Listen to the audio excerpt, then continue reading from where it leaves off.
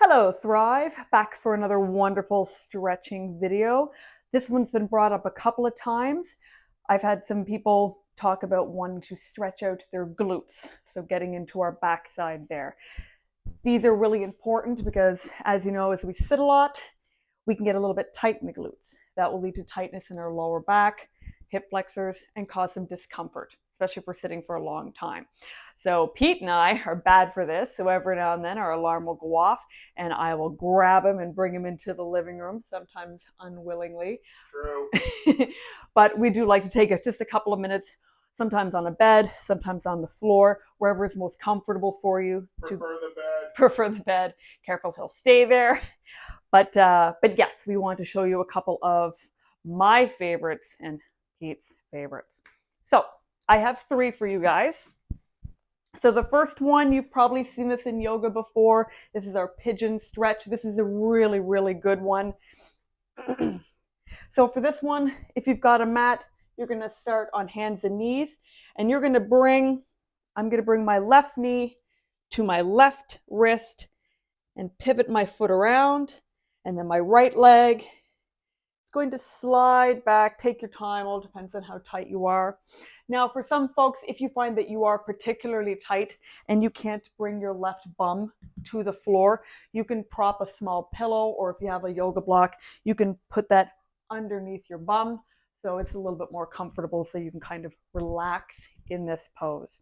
Make sure that you're not leaning all your weight to one side. Try to keep your weight relatively even. And from here, if this is a good enough stretch, you can stay right here.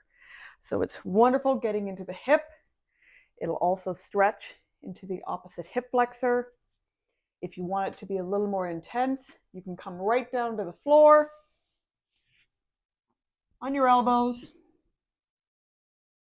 or head down. And we've done this one before, but it's worth mentioning again.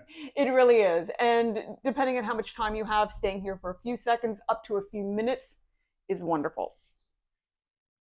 So coming out, back to hands and knees, right knee to right wrist, pivot your right foot around, slide your left leg back. One side might be tighter than the other. That's normal, that's fine. And again, staying right here, or coming right down to the floor. Now, the second one that I have is a variation of that, but it's more, I think it's called the runner's stretch. So it's basically like pigeon, but there's a lot of people that like this one more, and it's on your back. So for this one, I've got my left leg up. I'm going to cross my left ankle over my right knee. Killing it. Hands, one that's going, my left hand is going to go through the triangle of space of my legs, and my right is going to come around, and I'm going to grab onto my knee, head back, and just hang out here. So this is going to stretch into the left glute, and you can pull it in more if you want to make that more intense, or just relax, keeping your arms straight and just chilling out here. Try to make sure your head is down. If you need a cushion, that's fine. And same thing, try not to lean or rock. Try to stay nice and centered. What if you can't reach? If you can't reach, a belt, a house coat strap. If you have a yoga strap, you can loop that around your legs, and towel. You can pull. A towel will work. Basically, anything like that will work. Some people find it good right here. So if this is enough, again, find what's comfortable for you and what level of stretch you want to get into.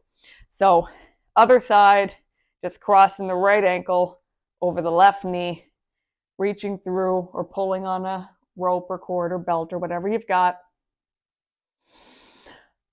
And hang out here for a few seconds or a few minutes. Okay, third one. These are particularly good. Again, I can't stress enough how great these are for people like us who sit a lot. Twisting, getting into that spine is wonderful. So we're going to get something for the back as well as the glutes like we've been doing. So staying right here, I'm going to cross my left ankle over my right knee. And to make it more intense, you can do a full leg cross. So less intense, more intense, but the movement to follow is the same. So from here, I'm going to lift my bum, shimmy it to the left, and then start to roll my foot down towards the floor. So you can use your free hand to kind of prop against your knee if you find it a bit intense into your joint. The only thing that you really want to watch for is that your left shoulder doesn't start to roll and follow you. That defeats the purpose. So try to keep those shoulders down. You can even keep your left hand down on the floor. And if you can't quite reach the floor, again, putting a block, heck, even your fist, a pillow, something underneath, so you can control how far that goes. And just so you know what it looks like, full cross, leaning over. Your knee may or may not reach the floor, but that's a good one. So other side, I'll show both. So crossing the right foot over, lift your bum, shimmy it to the right, and slowly bring your right foot down towards the floor. Both shoulders staying down. You can relax both hands. Breathe nice and deep. Because with these poses, it puts a big twist in your spine. If you're tensing up, if you can't reach and you're using a bunch of muscles to try to relax, this stretch isn't going to be as beneficial. So use props if need be. And once you start to relax, really breathing deep, you might even get a little crack in your spine, which feels lovely. So really for these ones, focus on your deep breathing and try to let gravity do the work for you. You don't need to pull on your leg to get a deeper stretch. Just relax. And then the other version, all the way crossed, slowly rolling over, and chill. All right. So yeah, try out those variations of the glute stretch. Nice spinal twist. And hopefully that'll make you feel better after sitting and working. All right, Thrive. If you have any more that you want to see, let us know. And we'll see you later. Bye. Bye.